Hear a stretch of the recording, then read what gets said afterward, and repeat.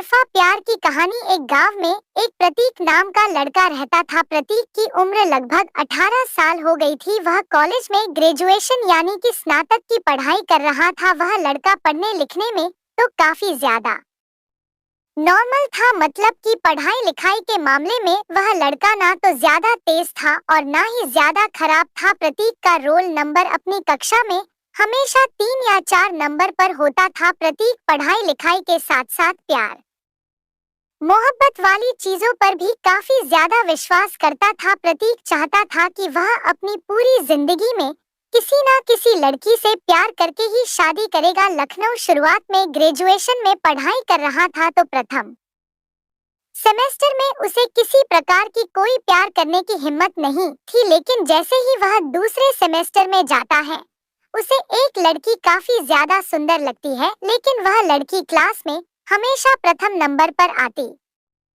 थी। इसका मतलब है कि वह लड़की जिसका नाम निशा था और पढ़ाई लिखाई करने में प्रतीक से भी काफी ज्यादा आगे थी। पहले तो प्रतीक रोज कॉलेज नहीं आता था, लेकिन जब से निशा कॉलेज आई थी तो वह कॉलेज पर प्रतिदिन जाने के लिए बेबस हो गया था। उसी लड़की से एक तरफा प्यार होने के कारण प्रतीक कॉलेज प्रतिदिन और लगातार जाया करता था, जिससे कि उसकी पढ़ाई अच्छी होने लगी थी। अब उसे और भी अच्छी तरह से समझ आने लगा था, क्योंकि अपने प्यार के सामने बेइज्जती होने के डर से वह सभी लिखने वाली चीजें सबसे पहले ही कर लिया करता था। निशा जिस तरह सेमेस्टर में फर्स्ट आती थी, ठीक उसी तरह प्रतीक भी सोच था कि अगर मैं भी पढ़ने लिखने में काफी तेज तर्रार बन जाऊंगा तो हो सकता है निशा मुझे पसंद करने लगेगी। लेकिन यह बात तो अलग है, प्रतीक तो पहले से ही निशा को मन ही मन पसंद करने लगा था। अब तो निशा को ही बार बार देखने का मन करता था। आपको बता दें कि प्रतीक हमेशा उसी टेबल पर बैठा करता था जिसके सामने निशा बैठा करती थी। अब धीरे धीरे दोनों में काफी ज्यादा बातचीत होने लगी थी, क्योंकि प्रतिदिन कॉलेज जाने के कारण उसे रोजाना कॉलेज जाने वाले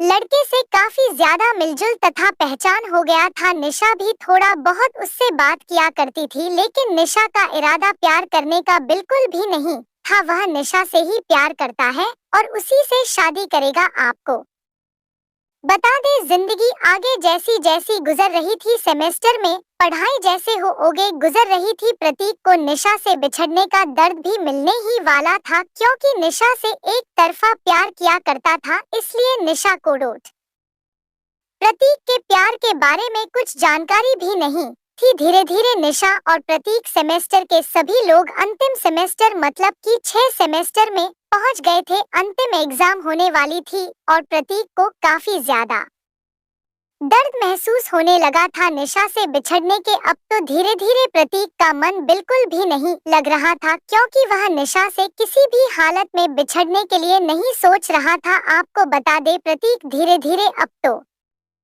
रोने का जैसा हालत बना लिया था, क्योंकि अब तो उन्हें यह भी लग रहा था कि महज कुछ दिनों की बात है, कॉलेज बंद हो जाएंगे, सभी की छुट्टियां हो जाएगी। फिर अब कौन किस कॉलेज में नामांकन कराएगा, तो सभी लोग अपने अपने घर जाकर अपने अपने शहर में ही पढ़ाई करने वाले थे। ऐसे में प्रतीक काफी ज्यादा दुखी रहने लगा था। एक दिन जब सेमेस्टर 6 आखिरी एग्जाम चल रहा था, सभी लोगों को एक दूसरे से बिछड़ने का वक्त आने ही वाला था।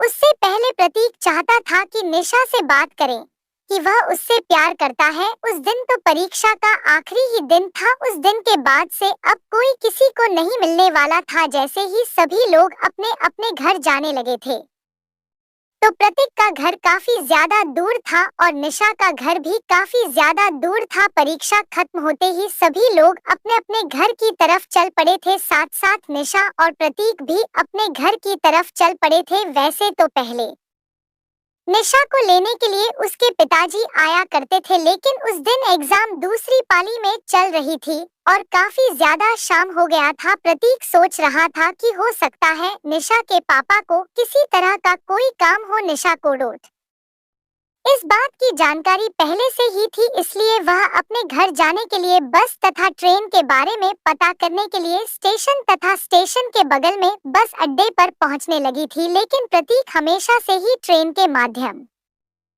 से ही अपने घर जाया करता था, क्योंकि कॉलेज से महज 3 स्टेशन ही होते थे उन्हें घर जाने के लिए। क्योंकि प्रतीक का घर और कॉलेज मात्र 20 किलोमीटर की दूरी पर ही थी, लेकिन बस तथा ऑटो का किराया ज्यादा होने के कारण वह हमेशा ट्रेन से ही सफर किया करता था। हमेशा की तरह उस दिन भी प्रतीक अपने घर जाने के लिए रेलवे स्टेशन में जाकर ट्रेन का इंतजार कर रहा था। ठीक वैसे ही उधर से निशा गुजरती हुई आ रही थी। जैसे ही प्रतीक की नजर निशा पर पड़ती है, वह काफी ज्यादा विचलित हो जाता है और आश्चर्यचकित हो जाता है। प्रतीक सोचता है कि आज निशा स्टेशन पर क्या कर रही है। हो सकता है निशा भी अपने घर उसी ट्रेन से जाने वाली है जिस ट्रेन से मैं जाऊंगा। ऐसे में जैसे ही निशा की नजर प्रतीक पर पड़ी, वह तुरंत जाकर प्रतीक से पूछती है कि मुझे भी घर पे ही ट्रेन से जाना है। चलो, अच्छा हुआ तुम मिल गए हो, अब हम दोनों साथ में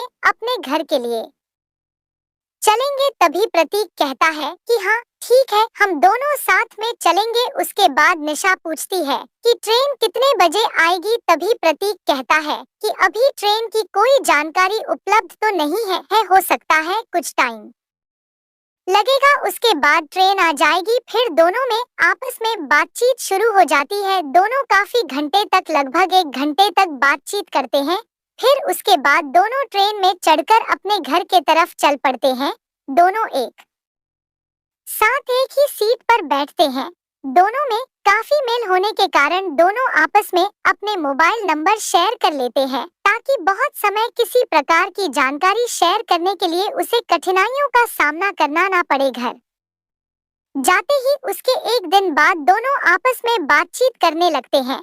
उन दोनों के बीच में काफी ज्यादा गहरा दोस्ती हो जाता है। कॉलेज के बाद दोनों अपने घर में बोर हो रहा था। दोनों बातचीत करके अपना अपना मन बहलाया करते थे। ऐसे में धीरे धीरे दोनों में काफी जगह प्यार हो गया था और प्रतीक को अब तो उसके सपने वाली जिंदगी मिलने ही वाली थी, क्योंकि प्रतीक के मन में जो चल रहा था उसका एक तरफा प्यार पूरा ही होने वाला था। बात करते करते करीब 1 साल बीत जाने के बाद दोनों में काफी ज्यादा प्यार हो गया था। वह शादी करने के लिए राजी हो गई थी। तभी दोनों के घर वाले एक दूसरे से मिलते हैं और शादी के बात करते हैं। फिर शादी कर दोनों निशा और प्रतीक एक साथ खुश रहने लगते हैं।